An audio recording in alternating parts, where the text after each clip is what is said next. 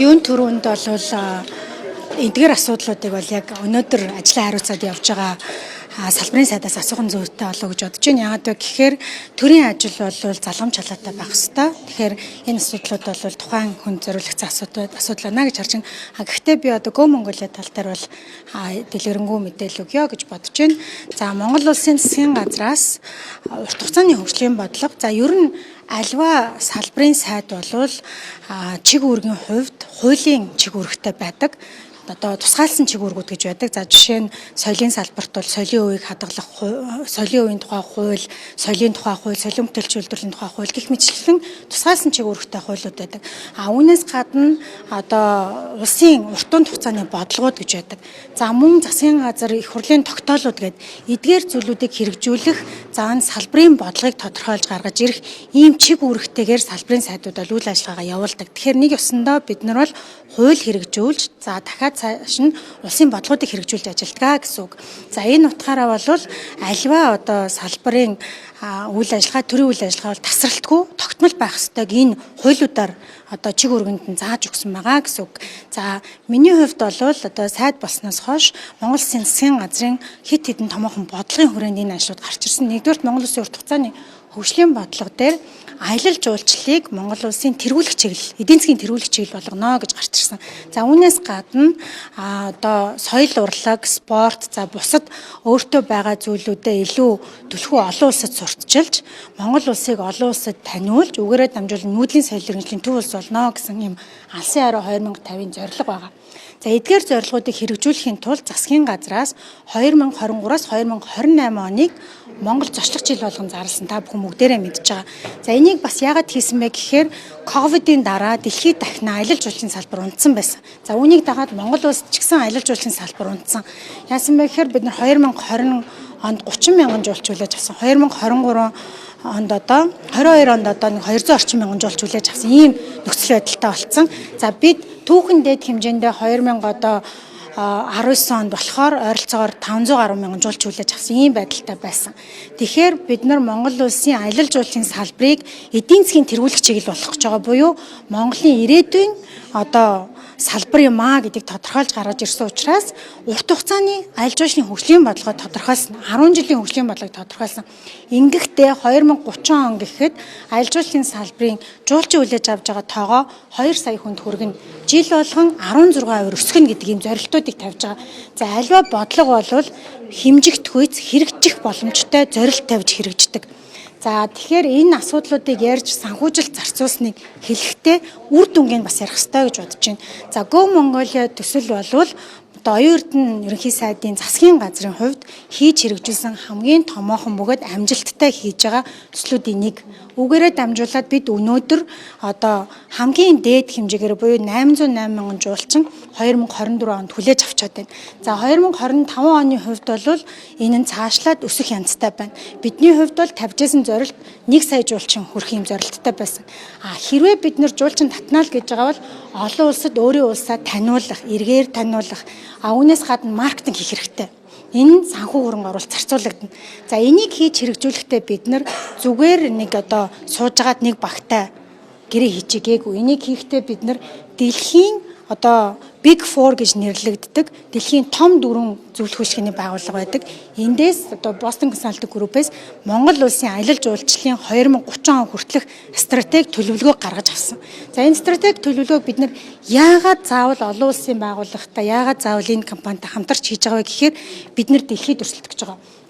За та бүхэн анзаарсан бол одоо яг олон улсад Англи улсад юу болж байгаа нөхөр World Travel Mart гэдэг юм том хэмжээний аялал жуулчлалын платформуудыг нэг дор цуглуулдаг юм одоо ярамх худалдаа болж байна. За энэ дээр гарсан судалгаанаас харахад юу гэж нөхөр 2035 он гэхэд энэ аялал жуулчлалын салбар бол дэлхийн дотоодын нэмэгдэлтийн 12-ыг бүрдүүлнэ.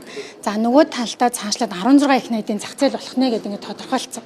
За ийм том зах зээлтэй дэлхийн 200 улс өөрсдөө өрсөлдөж байгаа. Нэг ёсондоо өөрийнхөө улс руу жуулчин татаж авах гэж өрсөлдөж байгаа. За манай Монгол улсын аялал жуулчлал бол бас л нэг бүтээгдэхүүн үйлчилгээ. Та бүхэн компанич бүтээгдэхүүн үйлчилгээгээ борлуулахын тулд сурчлагын маркетинг хийдэг. Энэнтэй л адилхан бид нар системтэйгээр, стратегтэйгээр 2023-аас 2000 одоо 28 он хүртэл төлөвлөгөө гаргаж Монгол улсыг олон улсад туршлан таниулах ийм том ажлыг хийсэн. Энэ бол Go Mongolia энэний нэгэн хэсэг нь бол одоо Fulham байсан. За яагаад заавал спорт багтаа хамтарч буюу ийм Fulham гэдэг ийм Премьер лигийн багтаа хамтарч хийсэн бэ гэхээр дэлхийн хамгийн олон үзэлттэй спорт бол хөл бөмбөгийн спорт гэдэг. Өнөөдөр 4 тэрбум хүн энэ спортыг үзэж сонирхдаг. Тэгэхээр бид нар яах вэ гэхээр одоо альва том ийм одоо фантай дээрэс нь ийм том нэр хүндтэй багтай хамтарч эдгээрийн нэр хүндийг ашиглаж өөрийнхөө улсыг л сурчлах ажлыг хийсэн. Хүмүүс одоо бас ташаа мэдээлэл өгөөд нэг ийм хөл бөмбөгийн баг спонсордсон юм шиг яриад байна. Энэ бол биш ээ. Бид нар энэ багийн нэр хүнд, энэ багийн олон дагагчид, энэ багийн одоо фэнүүдээр дамжуулан өөрийн улс орноо сурчлан таниулсан ийм зүйл байгаа. За энэ бол дан ганцхан Монгол улс хийдэг зүйл биш. Дэлхийн 40 гаруй улсууд энэ спортоор дамжуулж өөрийнхөө улс орныг сурталчилдаг байгаа. Одоо жишээ нь Рванда гэдэг улс хамгийн сүүлд 18 оноос хойш жил болгон 10 сая долларыг зөвхөн одоо Арсенал багтаа хамтарч өөрийнхөө улсыг сурчлахад зарцуулж байгаа. Ингэснээр зоочлаараа ингэснээр энэ улс бол жуулчлалын тоо 30% нэмэгдсэн. За манайх энэ Fulham багтаа хамтарч ажилласнаар юу гэж харж байгаа вэ гэхээр дунджаар одоо манай аялал жуулчлалт эрх жуулчдын тоо нэг 13-аас 14% нэмэгдэх болов гэсэн юм тооцоолол гарсан байна. Үрдэнд хүрсэн байгаа гэрээний нийт мөнгөнд хэд байсан юм? Тий, яг нь ер нь бол энэ ажилчин 2024, 25, 26 гэдэг юм 3 жил дамнасан ажил байгаа. За 24 оны хувьд бол маш үр дүнтэй байсан. Бид нар 215 сая хүнд энэ Fulham багаар дамнаад одоо хүрсэн байгаа. За цаашлаад бид нар өнөөдөр 1.6 тэрбум долларын эдийн засгийн эргэлтийг аялал жуулчлалаас Монгол улсад оруулж ирж байна. Би эдийн засгийн эргэлт гэдгийг тодорхойлж хэлэхэд юу гэхээр энэ бол шууд иргэдтэй хүрдэг, шууд одоо хувийн хвшилтэд хүрдэг юм зүйл байгаа. Монгол улсад 1.6 тэрбум төгрөгийн эдийн засгийн эргэлт гэдэг чинь 6 их найт төгрөгийн эдийн засгийн эргэлт бий болж байгаа. Нэг орж ирсэн жуулчин болгон 2000 долларыг Монголд ирээд зарцуулж байгаа. Энэ яах вэ гэхээр явж байгаа таксинд энэ одоо нөгөө жуулчны бааз за онгоцны буудлын дээр ирж байгаа одоо өөрийнхөө ямиг борлуулах гэж байгаа хүмүүс гээд хүн болгонд хүртээмжтэй байдаг. Аялал жуулчлалын салбарын нэг давуу тал нь юу гэхээр дан ганцхан нэг салбар гэхгүй өргөн цар хүрээтэй хүртээмжтэй байдаг юм боломжтой салбар байдаг. Тэгэхээр одоо бид нар яах ёстой вэ гэхээр өнөөдөр бид нар ингээд зогсох биш харин ч цаашаа бид нар одоо энэ 1 сая жуулчнаа яаж 2025 онд хүлээж авах юм. 2026 онд бид нар илүү яаж олон жуулч авах юм. Яаж одоо 2030 он гэхэд 2 сая жуулчнаа хүлээж авах юм те. Нэг жуулчин болгоноос 2000 доллар оруулж ирдэг ийм өөр уул уурхайн салбараас өөр ямар экспортын салбар байгаа. Энэ салбараа бид нар бойжуулж хөгжүүлж авчих хэрэгтэй. Та бүхэн бизнесээр ч гэсэн бодох хэрэгтэй. Бизнесүүдэд дотор одоо юу гэдэг нөгөө шинэ бүтээгдэхүүн хөгжүүлэлтийн алба гэж байдаг те. Энэ яадгүй хэр шинэ бүтээгдэхүүнийг гаргадаг. Тэгвэл манай улс тун удахгүй уул уурхайн салбар одоо ухаад дууслаа шүү дээ. Энийний дараагийн салбар аялал жуулчлал гэж байгаа юм бол бид нар бойжуулж авчих хэрэгтэй. Аялал жуулчлалын салбарын нэг давуу тал нь юу байдг вэ гэхээр төрөөс баг хамаарлахгүй. Дийлэнх нь хувийн хвшил маань өөрсдөө аваад явчихдаг.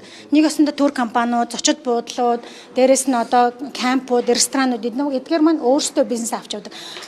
Төр бодлогоор цөөхөн юм хийж өгөх хэрэгтэй. Энэ нь юу байдг вэ гэхээр нэгдүгээрт бид нар Монгол улсаа далаацтайгаар олон улсад таниулж жуулчдын тоог нэмэгдүүлэх хэрэгтэй.